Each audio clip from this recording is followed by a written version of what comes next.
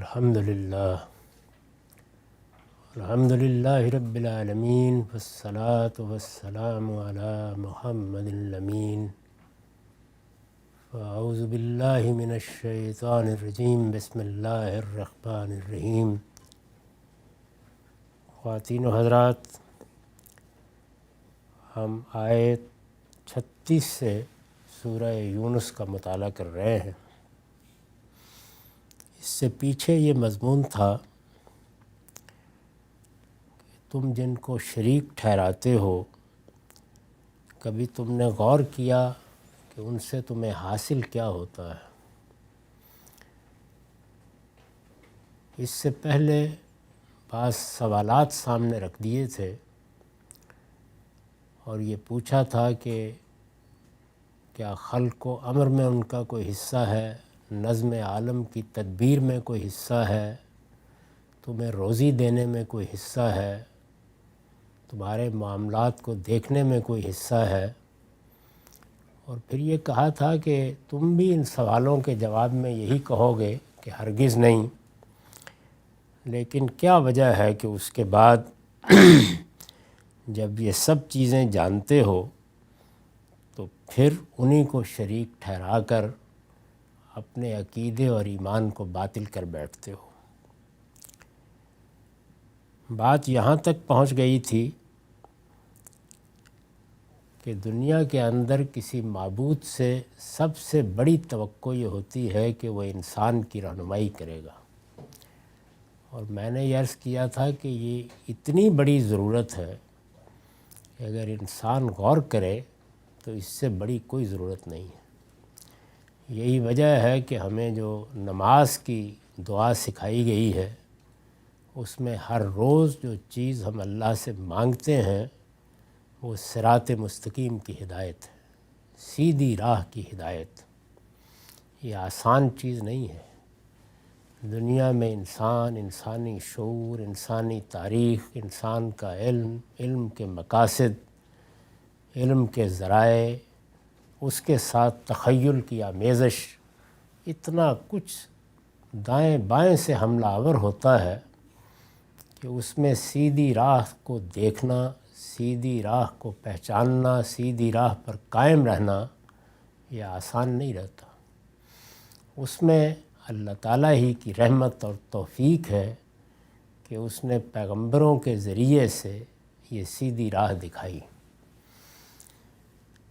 اللہ تعالیٰ نے ہمیں یہ بتایا ہے کہ سیدھی راہ کی ہدایت تو میں نے تمہارے اندر ودیعت کر دی تھی، تم اپنی پیدائش کے ساتھ اس کا اجمالی شعور لے کر آتے ہو، لیکن جب دنیا میں یہ طاقت ہوتی ہے، دائیں اور بائیں سے ہوتی ہے، اوپر اور نیچے سے ہوتی ہے، خود تمہارے اپنے جذبات، احساسات، تمہاری اپنی امنگیں، آرزوئیں، تمہاری ضرورتیں، تمہارے مفادات سب مل کر راہ میں رکاوٹ بنتے ہیں، تو یہ اللہ کی عنایت ہے کہ اس نے پیغمبروں کے ذریعے سے قدم قدم پر تمہیں متنبہ کیا، خبردار کیا، اور پھر اپنی کتابیں نازل کیں۔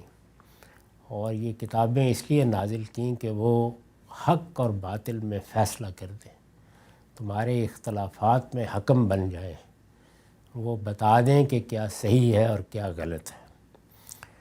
تو یہ پوچھا تھا کہ کیا تمہارے یہ جو معبود جن کو تم پوچھتے ہو یہ بھی ان میں سے کوئی کام کرتے رہیں؟ یہ تمہاری جو سب سے بڑی ضرورت ہو سکتی ہے اس کو پورا کرنے میں ان کا بھی کوئی حصہ ہے؟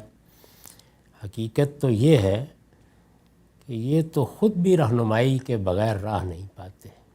یہاں تک بات پہنچی تھی، اور اس کے بعد پھر اصل استدلال پر قرآن مجید نے تنبیہ فرمائی۔ ارشاد ہے وَمَا يَتَّبِعُ أَكْثَرُهُمْ إِلَّا ظَنًّا، حقیقت یہ ہے کہ ان میں سے اکثر محض گمان کی پیروی کر رہے ہیں۔ یہ قرآن کا خاص استدلال ہے۔ وہ یہ کہتا ہے کہ انسان دنیا میں علم کا طالب بنے، اور علم جن ذرائع سے حاصل ہوتا ہے انہی پر اعتماد کرنا سیکھے۔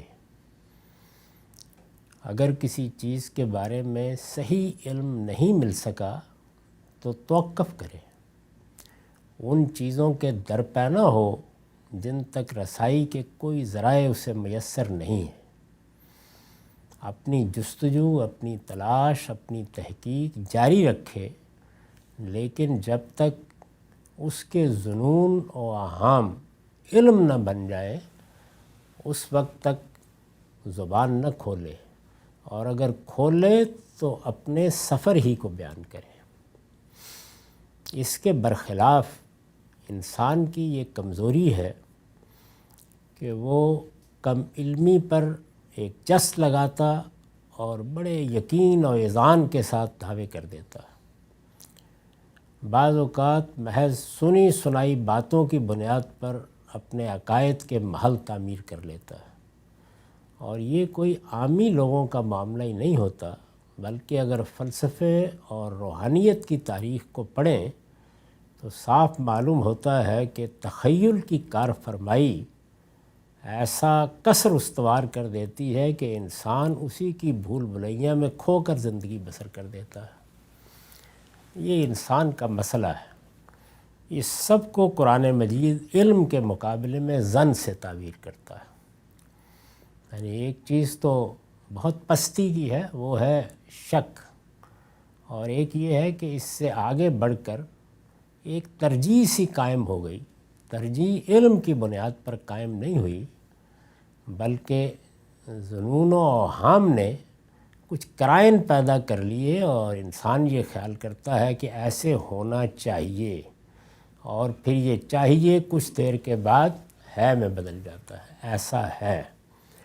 یہ ظنون و اوہام ہے جن کو وہ کہتا ہے کہ جو ہمیشہ شرک کا باعث بنے، یعنی شرک کا باعث بھی یہی بنے ہیں، خواہ وہ علمی نوعیت کا شرک ہو جیسے وحدت الوجود کا شرک ہے، اور خواہ وہ عملی نوعیت کا شرک ہو جیسے دیوی دیوتاؤں کو پوجنے کا شرک ہے۔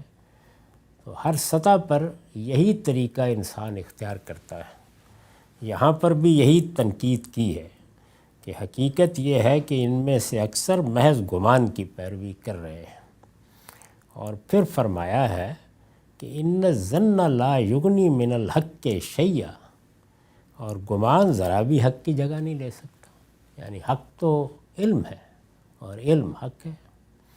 جو چیز علم کے درجے تک نہیں پہنچی وہ حق نہیں ہو سکتی، اور جو حق ہے وہ محض ظن اور گمان نہیں ہو سکتا۔ تو ادھر جو کچھ بات کہی جا رہی ہے وہ تو اللہ کی طرف سے آئی ہے، اللہ کے پیغمبروں کے ذریعے سے آئی ہے، ہزار ہزار قرائن اور دلائل کے ساتھ آئی ہے۔ اس کے پیچھے انسانیت کی ایک پوری تاریخ کھڑی ہوئی ہے۔ اس کے مقابل میں یہ ظن کیا حیثیت رکھتے ہیں جن کی بنیاد پر تم نے اپنی دیو مالا بنا لی ہے، اور گمان ذرا بھی حق کی جگہ نہیں لے سکتا۔ ان اللہ علیم بما یفعلون، یقیناً اللہ خوب جانتا ہے جو کچھ یہ کر رہے ہیں۔ یہ جو آخر میں فرمایا کہ اللہ خوب جانتا ہے، اس پر میں نے لکھا ہے یہ مخاطبین کے لیے دھمکی اور نبی صلی اللہ علیہ وسلم کے لیے تسلی ہے کہ اللہ ان کے کرتوتوں سے بے خبر نہیں ہے۔ اس لیے وہ عنقریب وقت آ جائے گا جب وہ یہ سب کچھ ان کے سامنے رکھ دے گا، اور ان میں سے کوئی اپنے جرائم کا انکار نہ کر سکے گا۔ یعنی ان کو وعید سنائی ہے کہ اس وقت تو باتیں بنا رہے ہو اور بنا سکتے ہو، اور جب تک مہلت ملی ہوئی ہے کون بنائے سے روکے گا، لیکن وہ وقت زیادہ دور نہیں ہے جب گرفت ہوگی، پوچھا جائے گا، مسئول ٹھہرائے جاؤ گے۔ جب تمہیں جواب کے لیے کہا جائے گا اس وقت کیا کرو گے؟ یہ سب چیزیں تمہارے سامنے رکھ دی جائیں گی۔ تم سے پوچھا جائے گا کہ جن چیزوں پر ایسا اصرار تھا، ایسا ابرام تھا، اس طرح الہ کے ساتھ کھڑے ہو گئے تھے، ان کی کیا حقیقت تھی؟ ان کے پیچھے کیا استدلال تھا؟ ان کے پیچھے کیا کوئی علمی چیز تھی، کوئی فکر تھا، کوئی عقلی استدلال تھا، کوئی استنباط تھا، یا محض سنی سنائی باتیں اپنے آبا سے سن لیں، اپنی روایت سے لے لی، اور پھر ان کے ساتھ یہ عصبیت، یہ تعصب کہ حق آ گیا، خدا کا پیغمبر تمہارے سامنے آیا، اللہ کا کلام تمہارے اندر اترا، تمہاری زبان میں اترا، اور تم اس حق کے مقابل میں اپنے ان ظنون و اوہام میں گرفتار رہے، تو دوسری جانب حضور کو تسلی دی ہے کہ بہرحال آپ مطمئن رہے، ہم ان کو دیکھ رہے ہیں، اور جس انجام تک انہوں نے پہنچنا ہے وہ بھی پہنچ جائیں گے، آپ کی ذمہ داری وہی ہے۔ اسی سے پھر آگے بات بڑھائی ہے کہ وما کان ھذا القرآن یفتری من دون اللہ ولکن تصدیق الذی بین یدیہ وتفصیل الکتاب لا ریب فیہ من رب العالمین۔ یہ قرآن وہ چیز نہیں ہے کہ خدا سے پرے ہی پرے تصنیف کر لیا جائے، یعنی جب پیچھے بتا دیا کہ یہ حق ہے اور اس کے مقابل میں جو چیزیں پیش کی جا رہی ہیں وہ ظنون و اوہام ہیں، تو پھر سب سے بہتر موقع پیدا ہوا کہ یہ بتایا جائے کہ قرآن مجید کیوں حق ہے۔ یہ قرآن وہ چیز نہیں ہے کہ خدا سے پرے ہی پرے تصنیف کر لیا جائے، یعنی تم اگر اس کلام کو دیکھو گے، اس کے مضامین پر غور کرو گے، اس کے اسلوب کو جانچو پرکھو گے، تو اس کا یہ جو انداز کلام ہے یہ ایک سلیم الطبع انسان کو پکار اٹھنے پر مجبور کر دے گا کہ میرے سامنے کوئی گھورے پر اگا ہوا غلیظ پودا نہیں ہے، گلاب کے پھول ہیں، یہ ہو جائے گا اندازہ۔ اس کے لیے کسی منطقی استدلال کی ضرورت نہیں ہوتی، کلام اپنے وجود سے اور اپنے مضامین سے اور اپنے انداز سے پہچانا جاتا ہے۔ چنانچہ حاشیہ ہے اس لیے کہ اس کا مافوق انداز کلام خود بتا رہا ہے کہ کوئی انسان اس شان کی کوئی چیز پیش نہیں کر سکتا۔ قرآن مجید کے جو اس طرح کے مقامات ہیں انہیں بالعموم لوگ ان کے اسلوب کے لحاظ سے لیتے ہیں، اس میں کوئی شک نہیں کہ قرآن کا اسلوب بھی ایک معجز اسلوب ہے، وہ عاجز کر دیتا ہے، اس میں زبان اور ادب کی معراج ہے، وہ ایک شہپارہ ادب ہے، وہ اپنی جگہ، لیکن اصلاً یہ چیلنج قرآن پیش کرتا ہے اپنے مضمون کے لحاظ سے، اپنے مدعا کے لحاظ سے، اپنی شان کلام کے لحاظ سے، اس لحاظ سے کہ دنیا کے اندر جو انسانی کلام ہے اس کے مقابل میں رکھ کر انسان اس شان کو پہچانے۔ تو یہاں بھی اسی کی جانب اشارہ کیا ہے کہ اگر تمہارے اندر سلامتی طبع ہو، غور کرنے کا سلیقہ ہو، تو یہ قرآن وہ چیز نہیں ہے کہ خدا سے پرے ہی پرے تصنیف کر لیا جائے، یعنی یہ کسی انسان کی تصنیف نہیں ہو سکتا۔ فرمایا کہ ولیکن تصدیق الذی بین یدیہ وتفصیل الکتاب لا ریب فیہ، بلکہ ان پیشگوئیوں کی تصدیق ہے جو اس سے پہلے موجود ہے، یعنی یہ اچانک نہیں آ گیا، آسمان سے نہیں ٹپک پڑا، بلکہ اس کے پیچھے ایک پوری تاریخ کھڑی ہے، یہ اس تاریخ کے پس منظر میں نازل ہوا ہے۔ اس کو قرآن نے خود قرآن مجید کی حقانیت کی دلیل کے طور پر یہاں بھی پیش کیا ہے اور دوسری جگہوں پر بھی۔ میں نے لکھا ہے، اشارہ ہے آخری نبوت کے لیے تورات و انجیل کی ان پیشین گوئیوں کی طرف جو اپنے محمل و مصداق کی منتظر تھی۔ اس سے پہلے تورات میں بھی انجیل میں بھی جگہ جگہ یہ کہا گیا تھا کہ خدا کا آخری کلام نازل ہوگا، وہ خدا کے نام پر پیغمبر کے منہ سے صادر ہوگا، اور سیدنا مسیح علیہ السلام نے تو گویا منادی کی تھی، تو فرمایا کہ یہ وہی کلام ہے، یہ انہی پیشین گوئیوں کا محمل اور مصداق بن کے آیا ہے۔ قرآن کے نزول سے وہ سب سچی ثابت ہوئیں، اور نتیجے کے طور پر قرآن کے بارے میں بھی ثابت ہو گیا کہ وہ فی الواقع اس خدا کا کلام ہے جس نے صدیوں پہلے سے بتا رکھا تھا کہ وہ اس شان کی ایک کتاب نازل کرے گا۔ تو یہاں پر پہلے یہ بتایا کہ شان کلام کیا ہے، پھر یہ بتایا کہ اس کے پیچھے پیشین گوئیوں کی کیا تاریخ ہے اور یہ کس طرح ان کے پس منظر میں نازل ہوا ہے۔ اس کے بعد کہا کہ وَتَفْصِيلُ الْكِتَابِ لَا رَيْبَ فِيهِ مِن رَبِّ الْعَالَمِينَ، اور قانون الہی کی تفصیل ہے، یعنی دو دنیا کے اندر اللہ کی ہدایت، اللہ کی شریعت موجود رہی ہے، اور جس کا اجمالی علم خود انسان کے اندر اخلاقی اقدار کی صورت میں ودیت ہے، یہ اس کی تفصیل ہے۔ تو گویا ایک طرف اس کی شان کلام، دوسری طرف اس کی تاریخ، اور تیسری جانب انسانی فطرت سے اس کی ہم آہنگی، اسی کو بیان کیا ہے سورہ روم میں کہ اگر تم اس دین کو سمجھنا اور جاننا چاہو تو یہ فطرت اللہ التی فطر الناس علیہا ہے، یعنی انسانی فطرت کے جو مقدمات ہیں یہ انہی کے نتائج کو بیان کرتا ہے، اس کی بنا انہی پر قائم ہے، اور یہ اسی فطرت کے بیج سے پھوٹا ہوا شجر گوہر بار ہے۔ تو فرمایا کہ یہ سامنے رکھو اور پھر دیکھو کہ یہ کیا کتاب ہے۔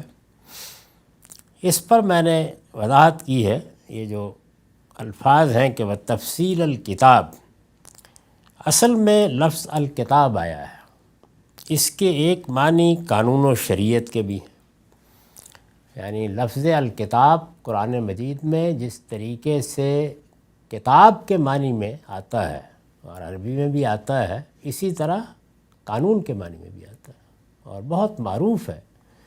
بلکہ بعض جگہوں پر جب لوگوں نے کتاب کے معنی کے غلبے کی وجہ سے اس طرف توجہ نہیں کی تو مفہوم غارت ہو گیا۔ اصل میں لفظ الکتاب آیا ہے، اس کے ایک معنی قانون و شریعت کے بھی ہیں، ہمارے نزدیک یہاں یہ اسی معنی میں ہے، یعنی یہاں پر تفصیل الکتاب سے مراد ہے قانون الہی کی، اللہ تعالیٰ کی شریعت کی تفصیل۔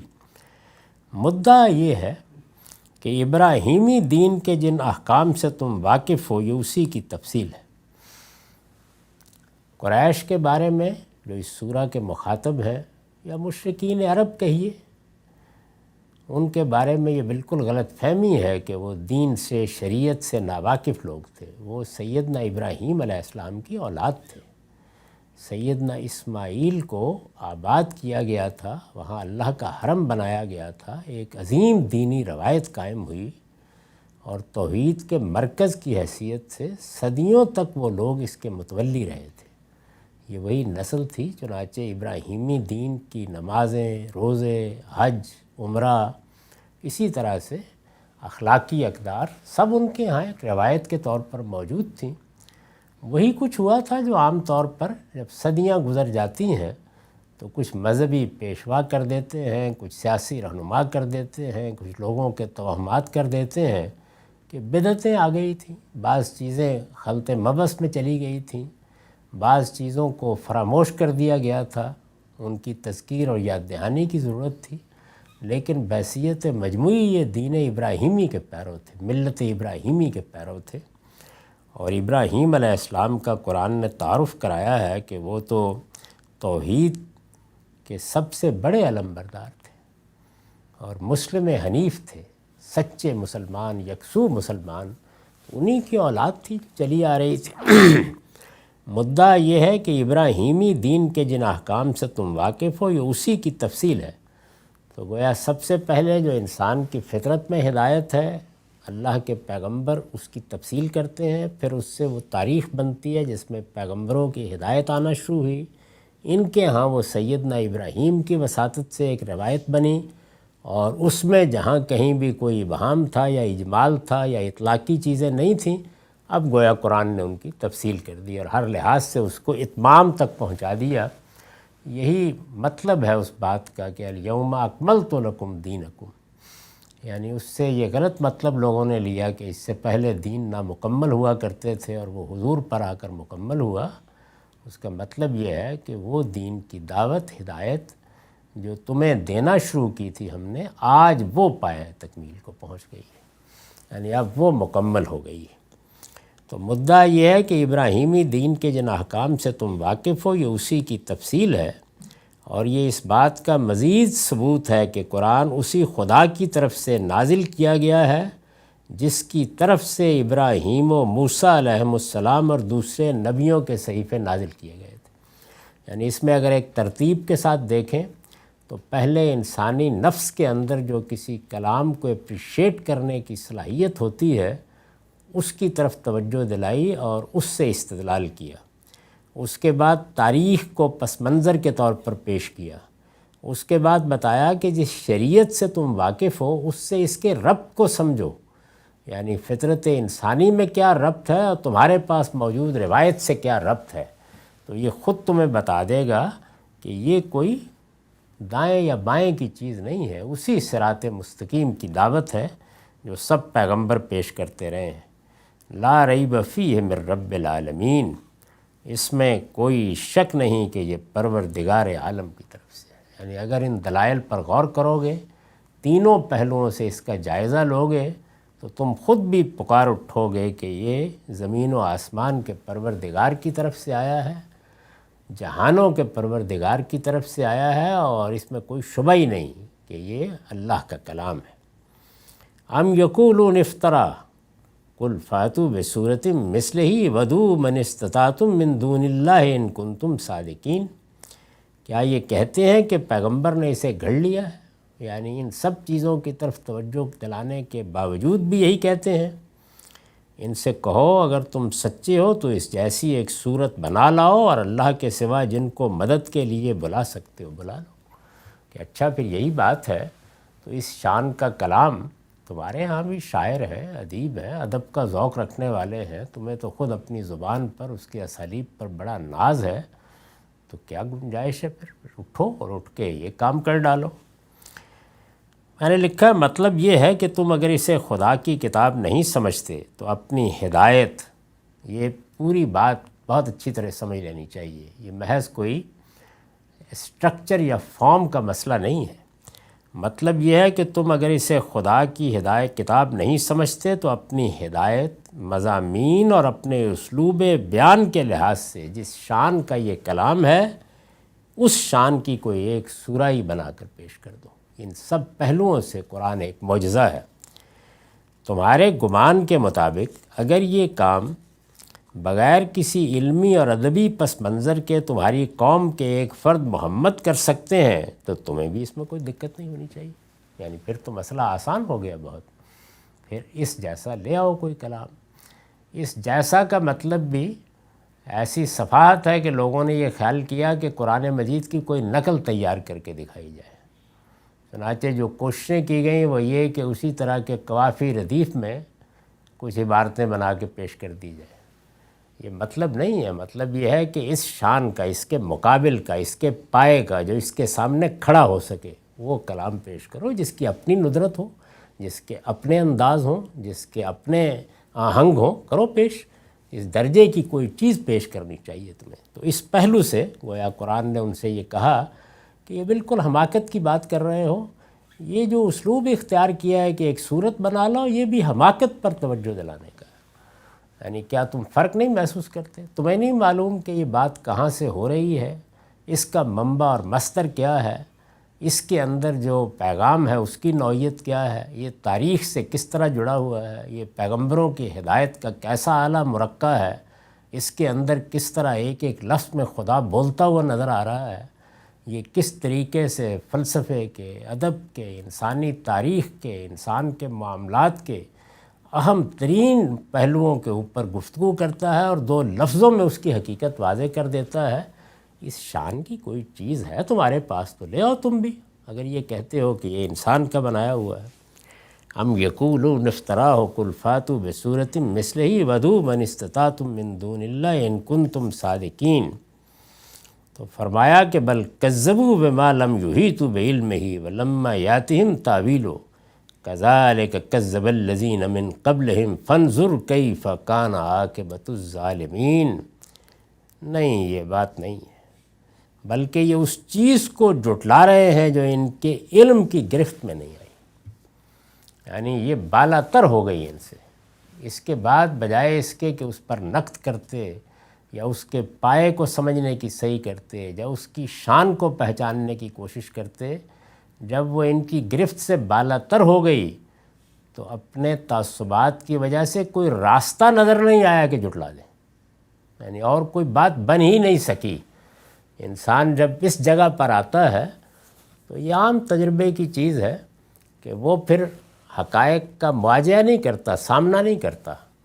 وہ چیز جو آپ کے سامنے آ رہی ہے، ظاہر ہے کہ یا اس کا تجزیہ و تحلیل ہوگا اور وہ بہت عالمانہ طریقے سے کرنا چاہیے، یا اس کے مقابل میں آپ کوئی فکر پیش کریں گے جو واقعی اس شان کا ہو کہ مقابل میں رکھا جا سکے. یہ سب نہ ہو تو پھر کیا ہوتا ہے؟ پھر استہزاء ہوتا ہے، استخفاف ہوتا ہے، الزام تراشی ہوتی ہے، پھر کیڑے تلاش کرنے کے لیے جد و جہد ہوتی ہے، اور آخر الامر اسی طریقے سے جھٹلا دینے کا پروپیگنڈا شروع ہو جاتا ہے. تو قرآن مجید نے ایک نہایت عمدہ تدریج کے ساتھ یہ ساری بات پیش کر دی. بل کذبوا بما لم یحیطوا بعلمہ، بلکہ یہ اس چیز کو جھٹلا رہے ہیں جو ان کی علم کی گرفت میں نہیں آئی. ان کی شاعری، ان کا ادب، ان کے بڑے بڑے لوگ، ان کی حکمت کی باتیں، ان کے امثال سب گرفت میں آ رہے تھے. یہ کوئی بلند تر چیز ہو گئی، کتاب از آسمان دیگر است، تو بجائے اس کے کہ ذرا سر اٹھا کے دیکھتے کہ کیا چیز ہے، انہوں نے سر اٹھانے کی بجائے سر جھکا لیا. اخلد الی الارض، اور اس کے بعد پستی میں اترتے چلے گئے. پھر پستی ہی کا رد عمل ہو سکتا تھا، اس کا مظاہرہ کیے چلے جا رہے ہیں. اور ارشاد فرمایا وَلَمَّا يَأْتِهِمْ تَأْوِيلُهُ، اور جس کی حقیقت ابھی ان پر ظاہر نہیں ہوئی. یعنی یہ حادثہ ہوا ہے اس لیے کہ حقیقت کو سمجھنے، سر اٹھا کے اس کو پانے، اس کے منبع کو دیکھنے کی توفیق ہی نہیں حاصل ہوئی. جب نہیں ہوئی تو یہی کچھ کرنا تھا. نہیں، یہ بات نہیں ہے، بلکہ یہ اس چیز کو جھٹلا رہے ہیں جو ان کے علم کی گرفت میں نہیں آئی اور جس کی حقیقت ابھی ان پر ظاہر نہیں ہوئی. اس پر حاشیہ ہے، یعنی یہ بات نہیں ہے کہ قرآن کی صداقت کے دلائل ان پر واضح نہیں ہو سکے. صورتحال یہ نہیں ہے. اصل یہ ہے کہ قرآن اپنی تکذیب کے جو نتائج بیان کر رہا ہے وہ ان کے علم کی گرفت میں نہیں آ رہے اور ان کی حقیقت ابھی ان پر ظاہر نہیں ہوئی. لہٰذا بے خوف ہے اور بار بار مطالبہ کرتے ہیں کہ جس عذاب کی خبر دی جا رہی ہے اس کا کوئی نمونہ دکھا دیا جائے تو یہ مان لیں گے. یعنی پھر ضد اور ہٹ درمی میں آدمی نتیجے پر بات کرتا ہے. اچھا یوں ہی ہے، چلیے آپ آسمان سے ایک خبر لے کے آ گئے ہیں تو پھر بتائیے، آپ تو کہتے ہیں کہ اس کے نتائج دنیا میں بھگتنے پڑیں گے، تو لے آئیے، دکھائیے وہ نتیجہ. ان کے انکار کی وجہ ان کی یہ بے خوفی ہے. اسی نے انہیں غیر سنجیدہ بنا دیا ہے اور یہ اس طرح کی باتیں بنا رہے ہیں. یعنی پھر باتیں وہی استہزاء، استخفاف، جھٹلا دینے کے مختلف اسالیب. ایسا نہیں ہے کہ علم و استدلال کی بنیاد پر مطمئن ہو گئے ہیں کہ قرآن خدا کی کتاب نہیں ہے. یہ صورتحال نہیں ہے. تو فرمایا کہ کذالک کذب الذین من قبلہم، ان سے پہلے کے لوگوں نے بھی اسی طرح جھٹلایا تھا. یعنی یہ کوئی نئی چیز نہیں ہے، پہلی قوموں نے بھی اسی طرح حقائق کو جھٹلایا، کتابوں کو جھٹلایا، پیغمبروں کو جھٹلایا. تو فانظر کیف کان عاقبۃ الظالمین، پھر دیکھ لو کہ ان ظالموں کا انجام کیا ہوا. تم اندازہ کر سکتے ہو، تمہارے گرد و پیش میں وہ علاقے موجود ہیں جن میں عاد اور سمود کی قومیں اسی طریقے سے جھٹلانے پر مصر ہوئیں اور پھر ان کے نتائج نکلے ان کے لیے.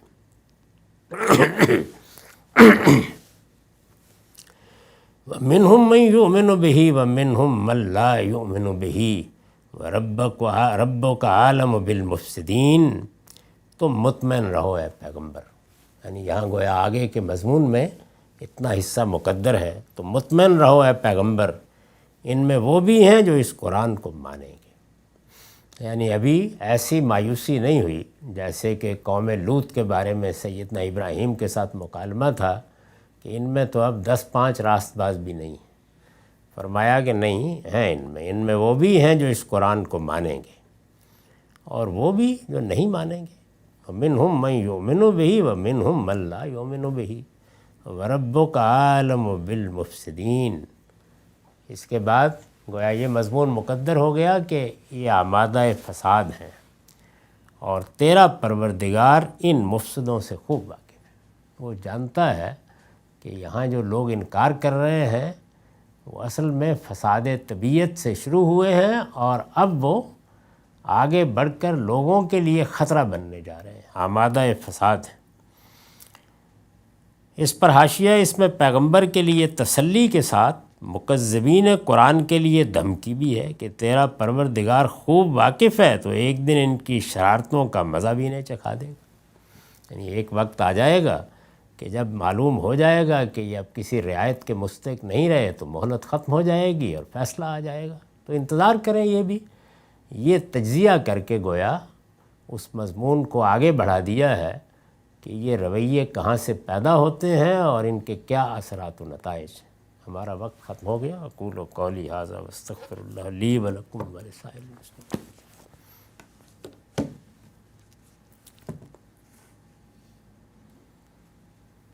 بسم اللہ الرحمن الرحیم۔ عن عبداللہ ابن عمر قال قال رسول اللہ صلی اللہ علیہ وسلم قال رسول اللہ صلی اللہ علیہ وسلم لرجل من اہل البادیہ انہاک عن الشرک والکبر قال قلت وقیل یا رسول اللہ ھذا الشرک قد عرفناہ فما الکبر قال الکبر ان یکون لأحدنا نالین حسنتان لہما شراکان حسنان قال لا قال هو ان یکون لأحدنا حلۃ یلبسها قال لا قال الکبر هو ان یکون لأحدنا دابۃ یرکبها قال لا قال افهو ان یکون لأحدنا اصحاب یجلسون الیہ قال لا قیل یا رسول اللہ فما الکبر قال سفہ الحق وغمس الناس۔ یہ روایت مسند احمد سے لی گئی ہے، اس کا رقم ہے 6583۔ ترجمہ ہے، عبداللہ بن عمر رضی اللہ عنہ کی روایت ہے کہ رسول اللہ صلی اللہ علیہ وسلم نے کسی بدو سے کہا، بدو یعنی دیہاتی کوئی آدمی، کسی بدو سے کہا کہ میں تجھے شرک سے اور تکبر سے منع کرتا ہوں۔ شرک اور تکبر یہ معلوم ہے کہ سب سے بڑے گناہ ہیں۔ قرآن مجید نے شرک کے بارے میں بھی یہ بات واضح کر دی ہے کہ اللہ تعالیٰ کے ہاں اگر سرکشی نہیں ہے تو بہت سے گناہ معاف ہو جائیں گے، اللہ عفو درگزر سے کام لے گا، معافی کے لیے بھی اس کا ایک قانون ہے، اور یہ بشارت دی ہے کہ لا تقنطوا من رحمت اللہ، اللہ کی رحمت سے مایوس نہیں ہونا چاہیے۔ اللہ تعالیٰ اپنے بندوں کی خطاؤں کو معاف کرتا ہے، گناہوں اور لغزشوں سے درگزر کرتا ہے، اور بہت کچھ ہے کہ یعفو عن کثیر، جس کو ویسے ہی نظر انداز کر دیتا ہے۔ لیکن شرک کے بارے میں یہ واضح طور پر بتا دیا ہے کہ یہ معاف نہیں ہو سکتا۔ یعنی جب شرک کو شرک کی حیثیت سے سمجھ کر کیا جاتا ہے تو پھر یہ ناقابل معافی گناہ بن جاتا ہے۔ اسی پر قرآن مجید جگہ جگہ تبصرہ کرتا ہے کہ اس میں افطرا ہے اللہ پر، یہ اللہ پر جھوٹ باندھنا ہے، کیونکہ اس کے حق میں نہ کوئی علم میں استدلال ہے، نہ عقل میں استدلال ہے، نہ خدا کی کوئی برہان ہے، یہ بے معنی چیز ہے بالکل۔ اسی کا دوسرا پہلو یہ ہے کہ یہ اس وقت تک جڑ نہیں پکڑ سکتا جب تک کہ انسان کے باطن میں استکبار کا یا تکبر کا مرض نہ ہو، کیونکہ شرک بے بنیاد ہے، محض ظنون و اوہام پر مبنی ہے۔ ادنا درجے کی توجہ بھی دلائی جائے تو اس سے فوراً آدمی کو ہاتھ اٹھا لینے چاہیے۔ اس کا معاملہ وہی ہے جو ایک عارف نے مثال سے بیان کیا کہ اگر کسی شخص کو وہ کھڑا ہو اور اچانک کہا جائے کہ تمہارے پیچھے آگ ہے تو وہ بے اختیار آگے قدم بڑھائے گا اپنے بچاؤ کے لیے۔ شرک کا معاملہ بھی ایسا ہی ہے، یہ بحث کی چیز نہیں ہے، اس کا شائبہ بھی ہے تو آدمی فوراً کپڑے جھاڑے گا کہ یہ غلاظت کہیں میرے قریب تو نہیں آ گئی۔ لیکن اگر وہ ایسا نہیں کرتا تو اس کا مطلب ہے استکبار میں مبتلا ہو گیا ہے۔ استکبار سرکشی ہے، اور یہ بات بھی قرآن نے واضح کر دی ہے کہ اللہ کی جنت میں یہ داخل نہیں ہو سکتا۔ استکبار کے لیے خدا کی جنت کے دروازے ہمیشہ کے لیے بند کر دیے گئے ہیں، اور یہاں تک کہا ہے کہ اونٹ سوئی کے ناکے میں سے گزر سکتا ہے لیکن کوئی متکبر، کوئی استکبار کرنے والا میری جنت میں نہیں داخل ہو سکتا۔ تو بڑے جرائم ہیں یہ دونوں۔ اسی کے مختلف پہلو ہیں جو ان روایتوں میں زیر بحث رہے ہیں۔ یہ اب اس سلسلے یا اس باب کی آخری روایت ہم آج پڑھ رہے ہیں۔ تو آپ نے یہ کہا کہ میں تمہیں جن چیزوں سے روکتا ہوں وہ یہ ہے کہ شرک کے قریب نہ جانا اور کبھی تکبر نہ کرو، شرک اور تکبر سے روکتا ہوں۔ راوی کہتے ہیں کہ میں نے یا کسی اور نے عرض کیا یا رسول اللہ یہ شرک تو ہم سمجھ گئے، یعنی قرآن مجید نازل ہو رہا ہے، شرک کے بارے میں قرآن مجید میں جگہ جگہ تنبیہ کی گئی ہے، بہت کچھ سمجھایا اور بتایا گیا ہے۔ تو یہ کہتے ہیں کہ میں نے یا کسی اور نے مجلس میں موجود تھے پوچھا کہ یہ شرک تو ہماری سمجھ میں اب آ گیا ہوا ہے، اللہ تعالیٰ نے بہت سمجھا دیا، لیکن تکبر کیا ہے؟ اس پر انہوں نے کچھ سوالات کیے ہیں، بہت اچھے سوالات ہیں۔ کہتے ہیں کہ یا رسول اللہ کیا یہ تکبر ہے کہ ہم میں سے کسی کے پاس اچھے جوتے ہوں جن کے خوبصورت تسمے ہوں؟ یعنی انسان بعض اوقات چاہتا ہے نا، اس کے اندر ایک حصے جمالیات ہے، تو میرا لباس بہت اچھا ہو، اور وہ اچھا لباس پہن کے ایک حد تک اپنی خوبصورتی یا اپنے جمال یا اپنی شخصیت کے حسن سے متاثر بھی ہوتا ہے، اور اس کے اندر ایک کہہ سکتے ہیں کہ ایک حد کا جذبہ بھی ہوتا ہے کہ دوسرے بھی اچھا سمجھیں اسے۔ تو انہوں نے یہ سوال کیا کہ یہ جو حصے جمالیات یا ایستھیٹک سینس ہمارے اندر ہے اور جس کا ظہور اس میں ہوتا ہے، تو کیا یہ تکبر ہوگا؟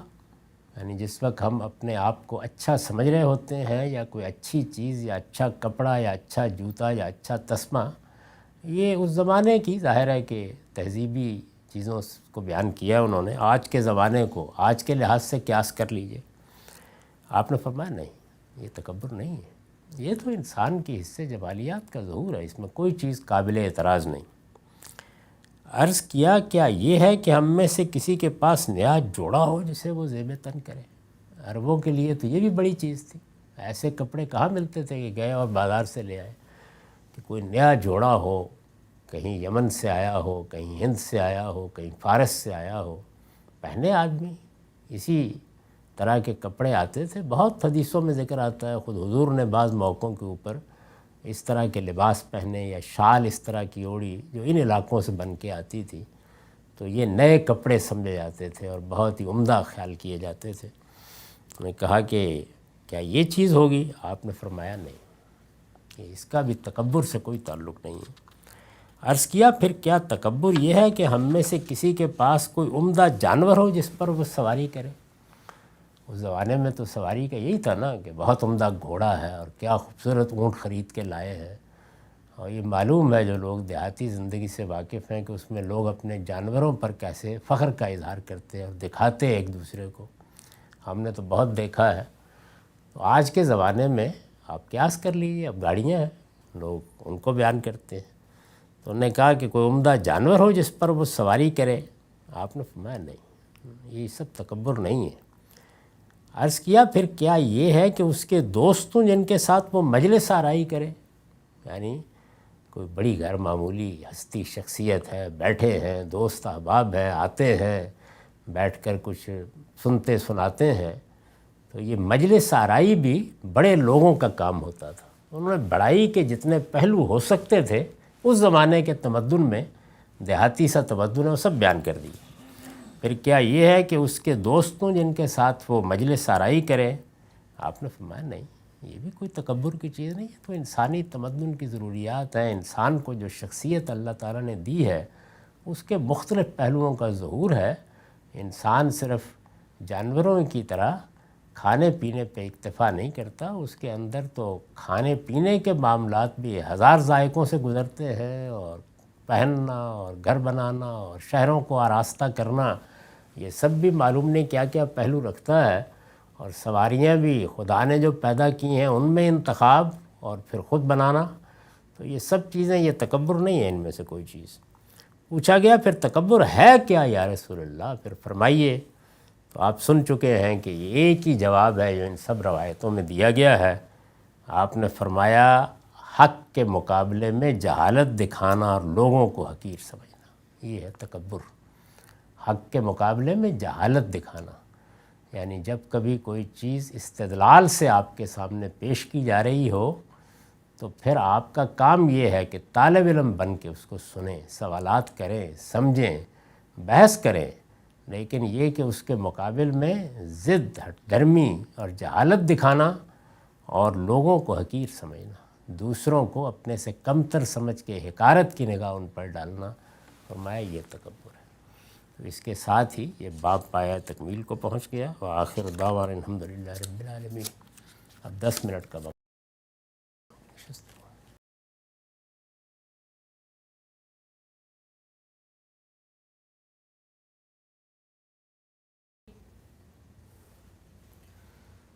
بسم اللہ الرحمن الرحیم۔ السلام علیکم۔ غامدی صاحب کے ساتھ ہفتہ وار سوال و جواب کی براہ راست نشست کو لے کر ڈیلی اسمبلی کا غامدی سینٹر سے حاضر خدمت ہیں آغاز کرتے ہیں۔ ہم سب شکریہ آپ کے وقت کا۔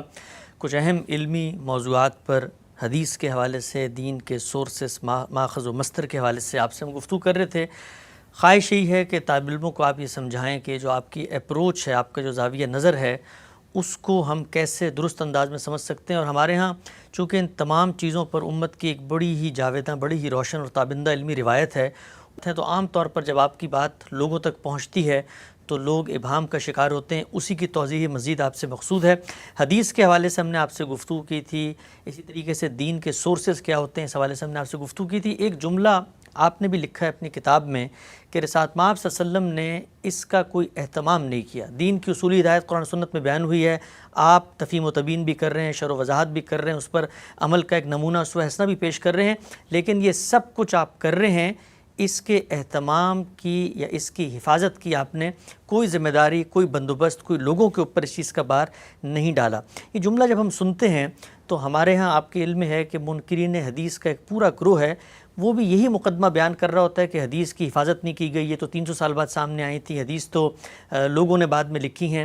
تو اس مقدمے میں اور جو آپ کی بات ہے، ان دونوں میں جوہری فرق کیا ہے؟ پہلی بنیادی چیز تو یہ سمجھ لیجئے کہ ہمارے ائمہ سلف کا جو اس معاملے میں موقف رہا ہے، اور جس کے بارے میں میں نے مقامات میں جب مولانا زاہد الراشدی صاحب کے مضمون پر تبصرہ کیا تو یہ عرض کیا تھا کہ میرے اور ان کے موقف میں سر منہ کوئی فرق نہیں ہے۔ وہ کیا چیز ہے؟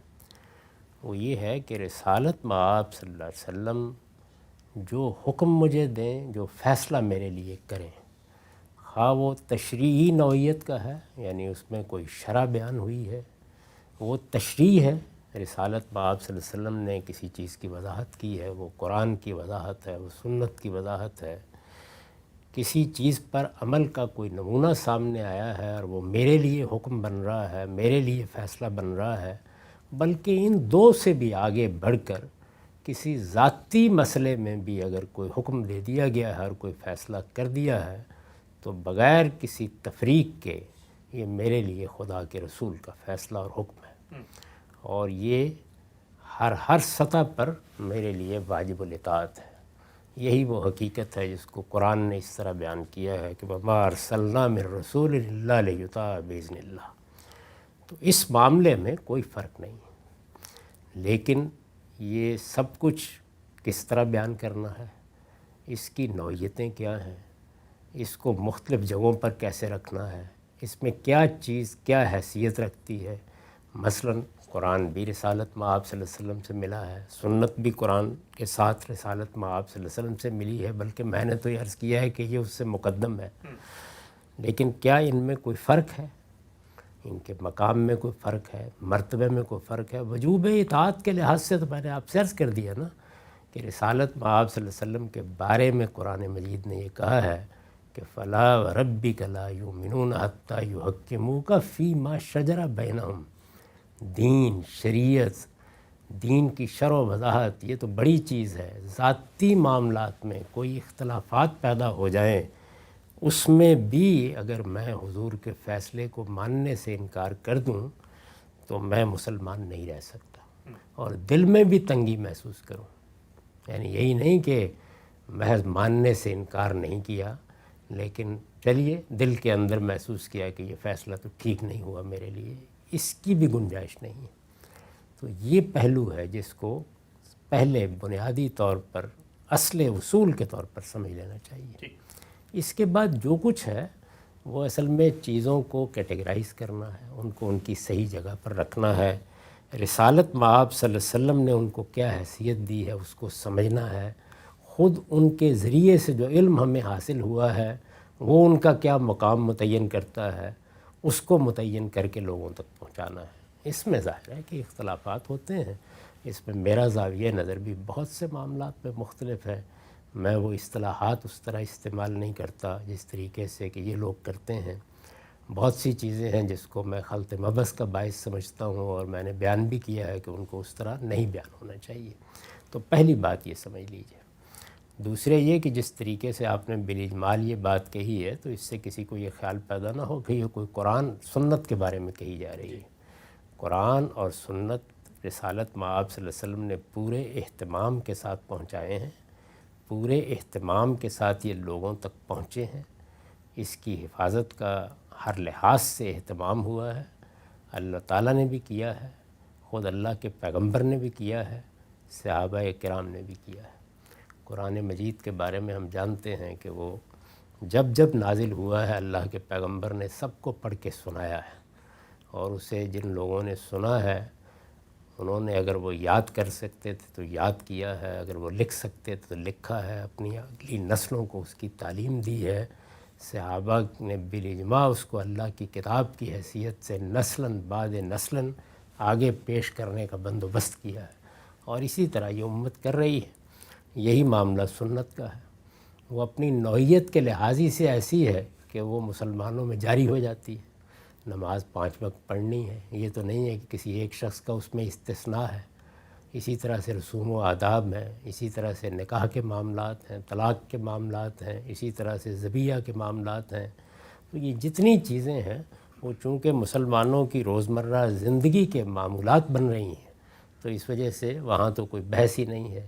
ان کی حفاظت بھی ہوگی، ان کی تبلیغ بھی ہوگی، وہ ایک خودکار طریقے سے پہنچتی چلی جاتی ہیں۔ تو ان کو تو بالکل الگ رکھیے۔ یہاں جو بحث ہے وہ اخبار احاد کے بارے میں ہے، یعنی رسالت مآب صلی اللہ علیہ وسلم سے کسی شخص نے ملاقات کی ہے، کوئی بات پوچھی ہے، کسی وقت آپ کو دیکھا ہے، اس نے اپنا کوئی تاثر بیان کر دیا، کوئی سنی ہوئی بات بیان کر دی، کوئی چیز دیکھی ہے اس کو آگے لوگوں کو بتا دیا۔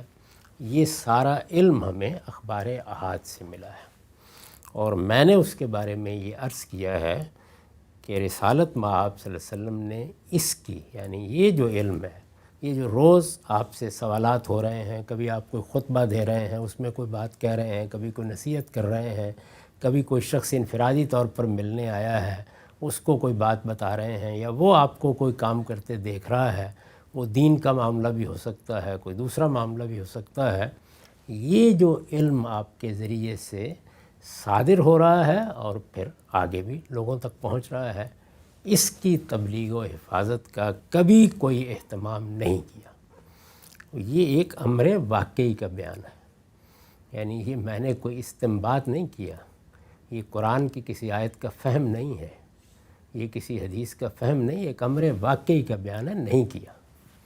میں نے یہ بتایا ہے کہ کیوں نہیں کیا، یعنی یہ بات تو جیسے کہ میں نے لکھا ہے ایک ناقابل تردید حقیقت ہے، اس لیے کہ اس کے اہتمام کی صورت یہ ہو سکتی تھی کہ رسول اللہ صلی اللہ علیہ وسلم بار بار صحابہ سے یہ کہتے کہ جو شخص بھی مجھ سے کوئی بات سنتا ہے یا دیکھتا ہے یا مجھ سے کوئی سوال کرتا ہے اور میں اس کا جواب دیتا ہوں تو یہ اس کی ذمہ داری ہے کہ وہ مجھ سے کوئی بات سنے یا دیکھے تو جا کے سب لوگوں کو بتائے۔ چلیے یہ نہ صحیح، جس سے ملے اس کو لازماً بتائے، جو چیز اس کے پاس ہے وہ آگے اس کو پہنچانی ہے۔ یہ رسالت مآب صلی اللہ علیہ وسلم بار بار فرماتے، اس لیے کہ یہ واقعات روز پیش آنے تھے۔ کبھی کسی بدو نے آ کے بات کرنی تھی، کبھی کسی صحابی نے پوچھنا تھا، کسی نے انفرادی ملاقات کرنی تھی، کسی نے تخلیہ میں کوئی ہدایت سننی تھی، گھر والوں کو بھی بہت سی باتیں معلوم ہونی تھیں۔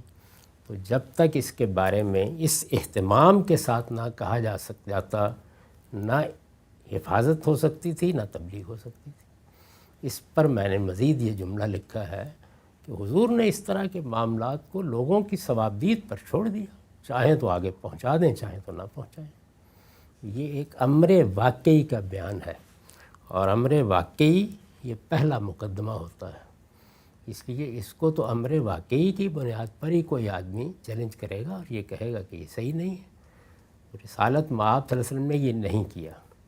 میں یہ جسارت کیسے کر سکتا ہوں کہ میں آپ کو یہ تجویز کروں کہ چونکہ آپ کی تشریح کی یہ اور یہ حیثیت ہے تو آپ یہ حفاظت فرمائیے اور آپ یہ تبلیغ کیجیے۔ یہ میرا کام نہیں، میرا کام جو کچھ حضور سے صادر ہوتا ہے اس کو ایک امر واقعی کے طور پر لینا ہے۔ قرآن دیا، میں کہوں گا بسر و چشم، سنت جاری کی گئی، میں یہ کہوں گا کہ میرے لیے سعادت۔ اسی طرح سے اگر ایسی کوئی چیز میرے سامنے آئے گی جو اخبار احاد سے منتقل ہوئی ہے تو اگر اس میں میرے لیے کوئی حکم ہے، کوئی فیصلہ ہے تو سر تسلیم خم، لیکن یہ میں پلٹ کے رسالت مآب صلی اللہ علیہ وسلم کو کیسے کہہ سکتا ہوں؟ یہ میرا مقام نہیں ہے، میری حیثیت نہیں ہے۔ میرا کام یہ ہے کہ جو کچھ رسالت مآب صلی اللہ علیہ وسلم نے دیا ہے وہ جس حیثیت سے دیا ہے پہلے اس کو سمجھوں، وہ جس حیثیت سے دیا ہے بین ہی بے کم و کاست اسی حیثیت سے اس کو لوں، بین ہی بے کم و کاست اسی طرح لوگوں کے سامنے رکھ دوں۔ نہ میرا کام اس میں کوئی رد و بدل کرنا ہے، نہ میرا کام اپنے منطقی استدلالات کی بنیاد پر اس کے بارے میں کوئی مقدمات قائم کرنا ہے۔ یہاں تو جو کچھ مجھے ملے گا میں وہ لوں گا۔ اب اس سے آگے کیا ہے مجھے اس کو سمجھنا ہے اور اس کے بارے میں اس سوال پر غور کرنا ہے کہ اس میں اگر کوئی فرق کیا گیا ہے تو اس کی وجہ کیا ہے۔ تو میں نے اس جملے کے بعد وہ نتیجہ بیان کیا ہے، یعنی وجہ بتائی ہے کہ کیوں رسالت مآب صلی اللہ علیہ وسلم نے اس کی تبلیغ و حفاظت کی کوئی ضرورت نہیں محسوس کی۔ تو میں نے یہ کہا کہ اس لیے کہ یہ تفہیم و تبیین تھی، اس لیے کہ یہ اسی قرآن و سنت کے اندر اگر کوئی حکم تھا تو اس پر عمل کا نمونہ تھا، اور یہ اگر فرض کر لیجیے ضائع بھی ہو جائے تو اس سے دین میں کوئی کمی ہونی تھی نہ کوئی بیشی ہونی تھی، نہ کسی عقیدے کا اضافہ ہونا تھا نہ کسی عمل کا اضافہ ہونا تھا۔ تو رسالت مآب صلی اللہ علیہ وسلم پوری طرح مطمئن تھے کہ میرے صحابہ اگر اس علم کو علم کی حیثیت سے چاہیں گے تو منتقل کر دیں گے، نہیں کریں گے تو میں جس دین کو لوگوں تک پہنچانے کے لیے مامور ہوں وہ پہنچ گیا، وہ قرآن اور سنت میں ہے۔ تو میں نے یہ اس کی وجہ بیان کی ہے، یعنی کیوں ایسا نہیں کیا۔ تو میری جورسڈکشن یہی ہے، یعنی میں جو کچھ مجھے ملے گا ایک امر واقعی کے طور پر اس کو لوں گا، اور جب لے لوں گا تو پھر سمجھوں گا۔ تو سمجھنے کا عمل یہ تو مجھے کرنا ہے، لیکن میں اپنی طرف سے پلٹ کر یہ تجویز کروں کہ فلاں معاملے میں پھر یہ ہونا چاہیے تھا، یہ میری جگہ نہیں، میری حیثیت نہیں، اور ایک دین کے طالب علم کی حیثیت سے بلکہ حضور کے ایک ماننے والے کی حیثیت سے میں اس کی جسارت نہیں کر سکتا۔ ٹھیک، صاحب مختصر سوال، 2 منٹ ہیں ہمارے پاس، یہ بیان فرمائیے کہ یہ جو کچھ شرح و وضاحت ہے، تفہیم و تبیین ہے، اسوہ حسنہ ہے، یہ تو آپ مانتے ہیں کہ یہ رسول اللہ صلی اللہ علیہ وسلم نے محمد بن عبداللہ کی حیثیت میں نہیں بلکہ اللہ کے پیغمبر، اللہ کے رسول کی حیثیت میں دیا؟ ظاہری بات ہے اس کو پھر اللہ کی تائید اور تصویب بھی حاصل ہوئی، آپ کو کسی غلط اجتہاد پہ بھی قائم نہیں رہنے دیا جاتا۔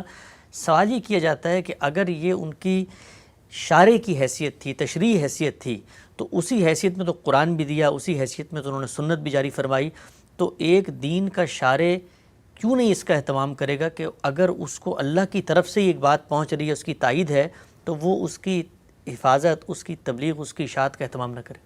اسی کا جواب میں نے دیا، اس لیے کہ اس کو پورا اطمینان ہے کہ یہ چیز استنباط کی نوعیت کی ہے، اجتہادی اطلاقات کی نوعیت کی ہے، متن موجود ہے اس کی شرح کی نوعیت کی ہے، تو ان کو پورا اطمینان ہے صلی اللہ علیہ وسلم کہ میری امت میں ایسے لوگ پیدا ہوں گے جو یہ کام کر لیں گے اگر کوئی چیز ان تک نہیں پہنچے گی۔ البتہ جو کچھ پہنچا ہے اس سے ہمیں بہت کچھ مل گیا، اس سے تربیت ملی، اس سے اس کام کو کرنے کا حوصلہ ملا، اس سے اس کے اصول ملے، تو بہت بڑی علمی نعمت ہے۔ یہ رسالت مآب صلی اللہ علیہ وسلم کا علم ہے۔ آپ جس چیز کے لیے مامور تھے کہ اس کی تبلیغ بھی کریں، اس کی حفاظت بھی کریں، وہ کیا تھے؟ وہ اللہ کا پیغام تھا، اور وہ پیغام ہے قرآن میں اور سنت میں۔ یہ چونکہ اس کی شرح ہے، اس کی وضاحت ہے، اس کی تفہیم ہے، اس کی تبیین ہے، اس میں کوئی نئی چیز نہیں ہے، اس لیے اس میں اس اہتمام کی ضرورت نہیں تھی۔ میں یہ کہہ رہا ہوں کہ یہ وجہ میں بتا رہا ہوں۔ یہ تو امر واقع ہے۔ امر واقعہ تو یہی ہے۔ تو ایک امر واقعی کو تبدیل کرنا، امر واقعی کے بارے میں یہ سوال کرنا، میں نے بہت ادب کے ساتھ عرض کیا، یہ میری حیثیت نہیں۔ میرا کام یہ ہے کہ جو کچھ مجھے ملا ہے وہ پہلے ایک امر واقعی کی حیثیت سے مانوں، یعنی اگر وہ امر واقعی کی حیثیت سے نہیں ہے تو پھر تو میں نہیں مانوں گا نا. جب مجھے معلوم ہے کہ واقعہ ایسا ہی ہوا ہے، حضور نے یہی کیا ہے، قرآن کے بارے میں یہ کیا ہے، سنت کے بارے میں یہ کیا ہے، ان کے بارے میں یہ کیا ہے، تو اس امر واقعی کو مان کر اب مجھے بتانا ہے کہ فلاں معاملے میں یہ کیوں نہیں کیا. بہت ہی اہم نقطہ ہے کہ رسالت مآب صلی اللہ علیہ وسلم کی نسبت سے جو روایات ہمیں ملتی ہیں اس کی تبلیغ و اشاعت اور اس کے اہتمام کی ذمہ داری رسالت مآب صلی اللہ علیہ وسلم نے لوگوں پہ نہیں ڈالی. یہ کوئی دعویٰ نہیں ہے بلکہ ایک امر واقعی کا بیان ہے، اور اس کی وجہ غامدی صاحب نے بیان کی. مزید بھی کچھ اہم پہلو ہیں کہ پھر یہ جس بھی صورت میں ہمارے پاس پہنچتا ہے تو ہم پر اس کی اطاعت اور سر تسلیم خم کرنا کیوں ضروری ہو جاتا ہے، ہماری ایمان کا تقاضا بھی کیسے بن جاتا ہے جب یہ محض اجتہاد کی نوعیت کی چیز تھی اگرچہ پیغمبر کی نسبت سے آئی ہے. اس نقطے کو بھی ذرا گہرائی میں جا کے سمجھیں گے. وقت یہاں پہ ختم ہوتا ہے، دوبارہ حاضر خدمت ہوں گے. اب تک آپ کا بہت شکریہ.